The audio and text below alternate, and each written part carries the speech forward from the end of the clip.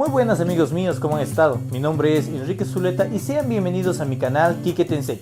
En esta ocasión les traigo un video de hormigón armado en el cual vamos a continuar estudiando el análisis de elementos sometidos a flexión.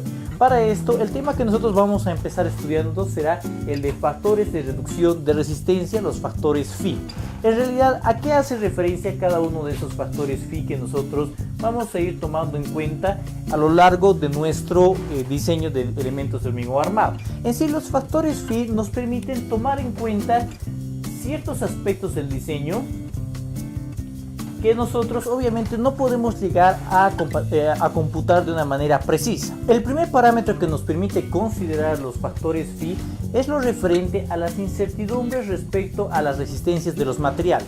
En sí, cuando nosotros hablamos de hormigón armado, estamos hablando de un material que se encuentra conformado por un lado de el hormigón, cuya resistencia va a estar en función del factor Fc', y de igual manera el esfuerzo de fluencia que nosotros tendríamos para nuestro acero. Obviamente, al momento de realizar la construcción de todo elemento, existen diferentes métodos de control de calidad de nuestros materiales. Sin embargo, estos métodos de control no nos pueden garantizar con total precisión que la resistencia que nosotros habíamos previsto para el diseño sea la misma resistencia que nosotros tendríamos puesta en obra en los diferentes puntos de nuestra estructura. Es por esa razón que en primera instancia es uno de los factores que nosotros debemos de considerar para nuestro factor Phi. Otra de las cuestiones que nosotros debemos de considerar son las inexactitudes en las ecuaciones de diseño. Esto tanto en lo referente a la pérdida de decimales, igualmente a la variación de las áreas de acero que nosotros vamos calculando y proveyendo a lo largo del diseño y demás, ¿no? Entonces, esa es otra de las razones por las cuales nuestro factor Phi debe de irse incorporando a nuestros momentos cortantes normales últimos. Un siguiente concepto que debemos de tener en cuenta es la aproximación del análisis. Cuando hablamos de aproximación del análisis, podemos recordar, por ejemplo, en un primer video de este curso, que en realidad habíamos indicado que la distribución de esfuerzos en la zona de compresión en el concreto era una distribución de tipo parabólica, si recordamos. Sin embargo, Whitney había reemplazado esta distribución por una distribución rectangular. Ese reemplazo que hemos hecho en sí, si bien nos va a dar resultados bastante pegados a lo real, pero va a tener obviamente cierto nivel de aproximación con respecto a lo que realmente está ocurriendo en nuestra sección transversal. Y la última consideración que tenemos que tomar en cuenta son las posibles variaciones en las dimensiones de las secciones de hormigón armado. En sí, al momento de nosotros ir construyendo las secciones que hemos diseñado, estas secciones tendrán ligeras variaciones de tamaño, obviamente por la dificultad del encofrado que podamos ir presentando y demás cuestiones, ¿no? Estas variaciones, si bien son de algunos pocos milímetros, pero van a repercutir en un cambio en cuanto a nuestras capacidades de diseño. Por todas estas razones que nosotros hemos enumerado, es que nosotros tenemos que incorporar sí o sí en nuestros diseños los factores de reducción de resistencia. Hasta aquí nosotros hemos visto las razones por las cuales es necesario tomar en cuenta esos factores de reducción de resistencia. Sin embargo, lo que tenemos que hacer a continuación es cuantificar cuáles serán las magnitudes de estos factores de minoración. Para esto podemos indicar lo siguiente. Puedo decir que este factor de minoración Phi tendrá un valor de 0.9 para lo referente a vigas y losas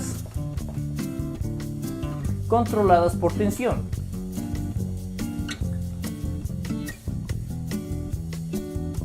También podemos indicar que este factor Phi tendrá un valor de 0.75 para las cargas de cortante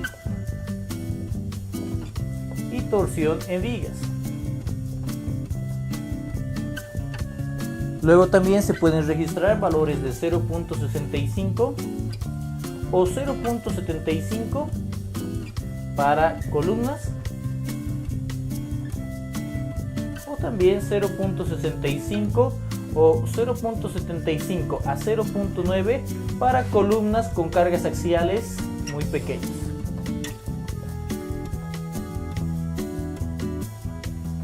Y para finalizar, podríamos tomar también un factor de 0.65 para soporte en concreto.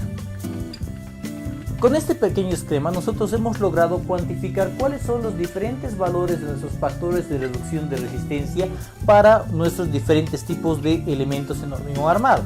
Sin embargo, tenemos que ir entendiendo cuál es la lógica de cada una de estas magnitudes. En sí simplemente esos valores de 0,9, 0,75 y demás van reflejando todos los parámetros que nosotros habíamos indicado anteriormente. Podríamos decir de una manera bastante resumida que indican cuál es el grado de incertidumbre o conocimiento que nosotros tenemos con respecto a la variación que tendría nuestra carga nominal con respecto a nuestra carga última efectuada sobre nuestro elemento, o también denominada nuestra carga de diseño.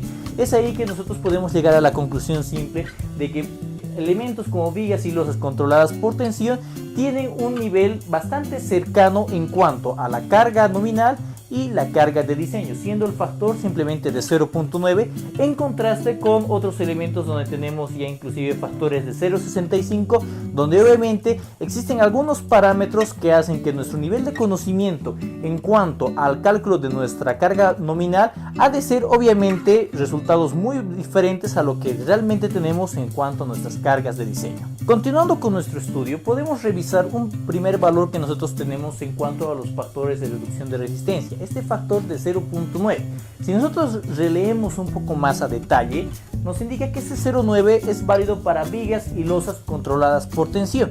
Sin embargo, en un video previo nosotros habíamos hablado que en realidad nuestras secciones de hormigón armado no simplemente pueden estar controladas por tensión, sino que pueden estar controladas de igual manera por compresión, o de igual manera podemos estar en una zona de transición. Es ahí que nosotros debemos de determinar cuáles serían los otros factores de phi para estas regiones. Nosotros vamos a trazar una gráfica que se encuentra en la norma ACI, una gráfica en la cual nosotros disponemos de los factores de reducción de resistencia versus las deformaciones unitarias longitudinales del acero. En esta gráfica nosotros disponemos de dos valores principales, que sería por un lado el factor de 0.9 y por otro lado el factor de 0.65. Entonces, de igual manera nosotros vamos a fijar algunos valores de importancia en lo referente a las deformaciones unitarias longitudinales.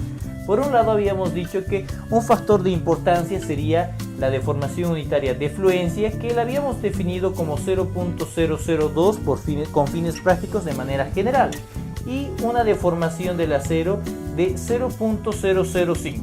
Una vez que nosotros hemos delimitado estas zonas, podemos extender algunas líneas tanto en esas ordenadas como en esas abscisas. La gráfica que ha de seguir nuestros factores de reducción de resistencias ha de ser la siguiente. Tendremos un factor de 0.65 para todas aquellas deformaciones que sean menores a 0.002. Luego nuestra curva tendrá una inclinación de ese estilo hasta llegar a un factor de reducción de resistencia de 0.9 para una deformación unitaria longitudinal en el acero de 0.005, y a partir de este punto obviamente la curva se ha de mantener constante. Entonces, ¿qué es lo que nosotros podemos ir notando? En esta región de aquí nosotros tenemos la falla controlada por compresión. De igual manera tenemos aquí lo que sería ya la zona de transición, y finalmente esta sería la sección controlada por tensión. En cuanto a las zonas de compresión y las zonas de tensión, no tenemos mucha dificultad para poder determinar cuáles serían nuestros factores phi. Como podemos ver, simplemente sería 0.9 en esta zona o de 0.65 en esta otra zona. Sin embargo, cuando nosotros estamos hablando ya de deformaciones que se encontrarían en la zona de transición, nosotros tendríamos que calcular el factor de reducción de resistencia de acuerdo a la ecuación de esta recta. Podemos determinar la ecuación de esta recta de una manera bastante sencilla, indicando por ejemplo que nuestro factor de reducción de resistencia phi va a ser menos 0.9 dividido entre la deformación unitaria en cualquier posición menos 0.05 sería igual a 0.9 menos 0.65 dividido entre 0.005 menos 0.002. Realizando un poco de álgebra, vamos a indicar que nuestro factor phi va a ser igual a 0.9 más 250 dividido entre 3, que sería toda esta expresión de aquí, multiplicado por la deformación unitaria longitudinal menos 0.005. Entonces simplemente nos estaría bastando que determinar la deformación unitaria longitudinal del acero en esa expresión para poder calcular su factor de reducción de resistencia siempre y cuando nos encontremos en este intervalo. Ahora, una de las conclusiones que nosotros tenemos que ir viendo al momento de realizar nuestro diseño es lo siguiente. Habíamos indicado que lo ideal para nuestro diseño es que nuestra deformación del acero se encuentre en esta región.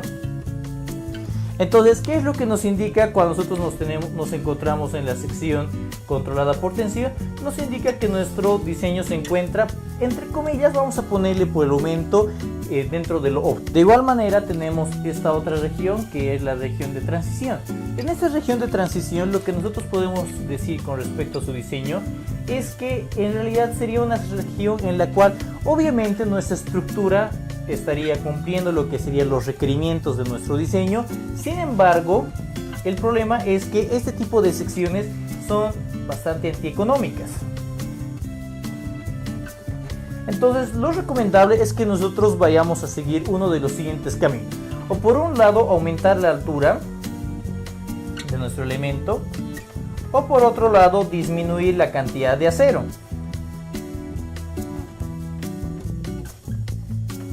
Esto con el propósito obviamente de que la cantidad de acero existente pueda llegar a tener deformaciones longitudinales mayores a 0.005. Y para finalizar, obviamente no está de más recalcar que cuando nosotros nos encontramos con deformaciones en las cuales nos encontramos en la zona de compresión, simplemente el diseño ya no se debe de tomar en cuenta.